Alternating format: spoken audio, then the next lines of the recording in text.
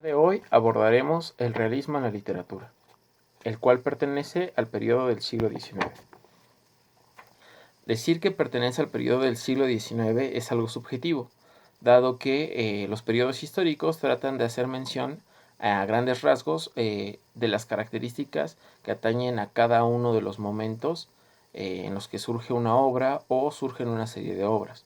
Sin embargo, eso no quiere decir que el realismo no haya surgido antes o que no haya tenido un periodo de finalización posterior a el que se nos brinda.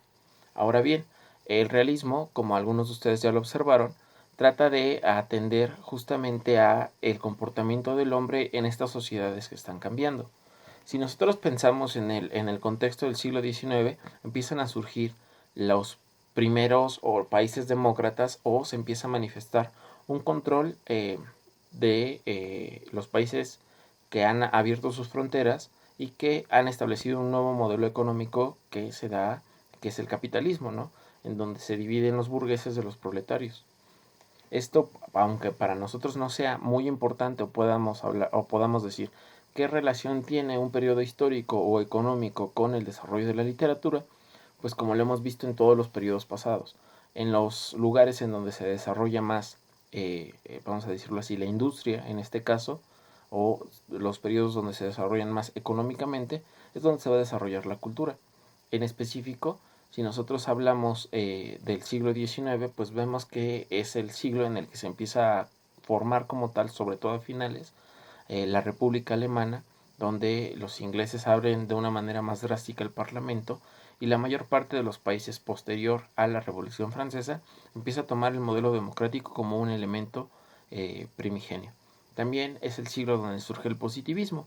El positivismo, si ustedes recuerdan en las clases de filosofía, decíamos que es un sistema filosófico que establece que la sociedad está en busca de un progreso a futuro y que ese progreso futuro va a beneficiar a lo humano sacándolo de dos estados primigenios, que es el estado teológico, en donde se prolifera o donde se tiene esta idea o esta imagen de Dios como ente primigenio, y se va a buscar justamente el bienestar de lo humano a partir de la tecnología.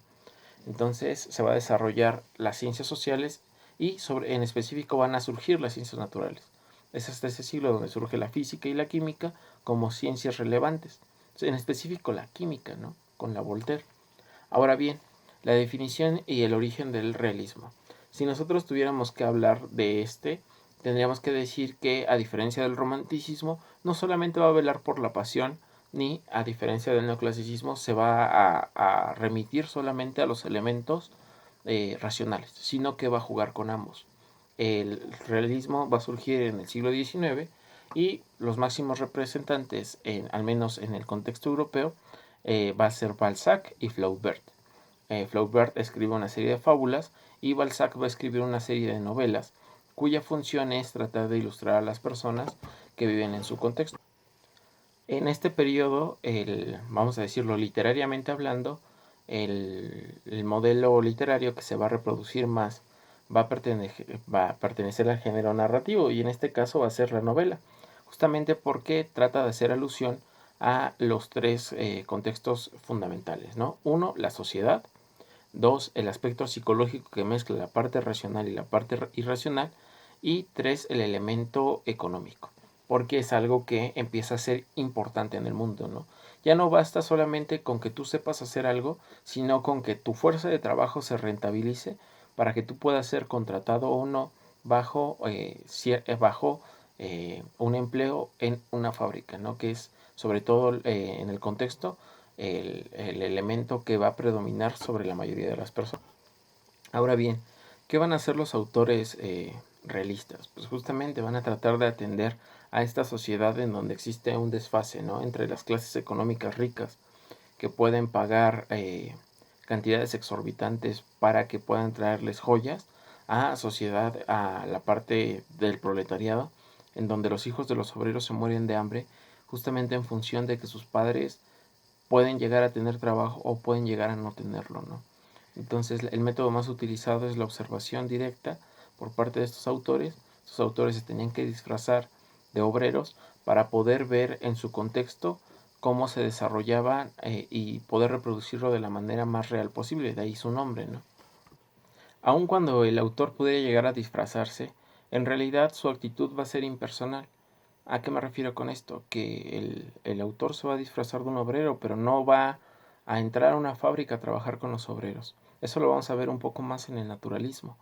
El autor en realidad lo que busca es tratar de dar cuenta de lo que está pasando. Por eso la mayoría de las novelas están escritas con un narrador en tercera persona, porque él va a dar cuenta de los hechos. Incluso ahí en la diapositiva viene que es como un cronista. Si nosotros pensamos en un cronista o en una crónica deportiva, que es quizá la que la mayoría de las personas conoce, nos dice en qué momento fue anotado el gol, a quién amonestaron, cómo estuvo el partido, pero el autor no nos lo dice desde el contexto de ser un jugador de fútbol, sino desde una persona que vio el encuentro y que se lo quiere relatar a otra, ¿no?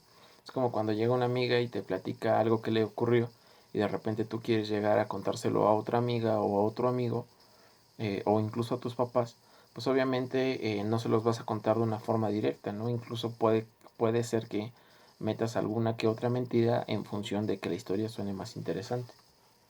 Sin embargo, pues lo que los realistas buscaban era justamente eliminar este elemento del chisme de volverlo más interesante. Por eso mismo trataban de apegarse a las costumbres, lugares y vestimentas de cada una de las personas y también trataban de colocar en sus obras el lenguaje popular que estas personas tenían. Si ustedes recuerdan un poco en clase, o les leía un fragmento de una novela de Fernanda Melchor y había muchas groserías y había muchos elementos que de repente a nosotros nos chocaron y dijimos, ¿a poco eso es literatura, no? Porque teníamos una mala concepción de que la literatura solo eran palabras bonitas o solamente eran poetas hablando de cosas que nosotros no entendemos, cuando en realidad pues algunos elementos de la literatura, como lo van a ser el realismo y el naturalismo, van a darnos cuenta de personas concretas que nosotros nos enfrentamos día con día y que tienen situaciones que pueden ser narradas por alguien, solamente que el narrador trata de hacerlo de una manera lo más fiel posible. Uno de los elementos que triunfó más en esta época fue justamente que los autores reflejaban o hablaban de la vida de las personas que vivían en situaciones de pobreza, en los conflictos a los que estas personas se enfrentaban, ¿no? E incluso el autor que vamos a atender en este periodo es Dostoyevsky. Dostoyevsky, en una de sus novelas que se llama Crimen y Castigo, nos narra la vida de un joven que tiene que pedir prestado dinero a una señora que es ignorante y que no tiene conocimiento de las cosas que están ocurriendo en el mundo, pero tiene dinero, ¿no? Entonces él dice, ¿cómo vengo yo a arrastrarme a ser el títere de esta señora cuando en realidad yo tengo mayor conocimiento que ella, ¿no? Y ella ocupa solo su dinero para hacer el mal. Entonces en determinado momento la obra nos narra que este joven toma la decisión de matar a esta señora y justifica su acción a partir de los valores, ¿no? Dice, esta persona le hacía daño a los demás, nos maltrataba. eh, entonces, el elemento del realismo es tratar de contarle a las clases altas que pueden pagar por los libros de estos autores cómo viven las clases bajas, ¿no? Ser como un filtro para que ellos no tengan que experimentar el hecho de llegar con ellos a, a enfrentar esa pobreza, ¿no? Es decir, vamos a decirlo así, para los ricos, hablarles de que hay personas que tienen que tomar el autobús en esta situación del COVID, pues les puede parecer hasta incluso algo extraño o raro, ¿no? Porque ellos nunca se han subido a un autobús, por más ridículo que a nosotros nos parezca, ¿no? Porque se encuentran en una posición, en una situación económica completamente distinta. Entonces, dentro de los elementos esenciales, como les repito, tienen que ver la sociedad, la economía y justamente esta proyección a futuro de que las cosas estarán mejor después. Ahora bien, atendiendo al autor que tenemos que ver en esta ocasión, Fyodor Dostoyevsky, perdón, eh, pues él nos va a hablar de la Rusia de mediados o de finales del siglo, perdón, de mediados del siglo XIX, y va a tratar de aludir justamente a los contextos políticos, sociales y espirituales que estas personas tienen. El contexto en el que está viviendo Fyodor Dostoyevsky aún es el de una sociedad de zar, es decir, el zar era el máximo representante político y económico y promulgaba el puesto a sus hijos. Es decir, era como una especie de rey, solo que los rusos no lo denominaban como tal. Entonces la gente moría de pobreza en esta situación. Por eso es que posteriormente de ahí los rusos van a tomar este elemento para establecer la primera sociedad comunista del mundo, ¿no? Buscar justamente que las personas dejen de mantener a estos señores que vivían en la opulencia y en la riqueza extrema y ahora puedan democratizar los bienes de consumo. Entonces, Fyodor Dostoyevsky nos va a hablar de las condiciones sociales y psicológicas que enfrentan cada una de las personas a partir de sus personajes. Ahora bien, los personajes que vamos a encontrar en las obras de Dostoyevsky van a estar catalogados bajo 4 elementos. El primero es humildes y modestos cristianos.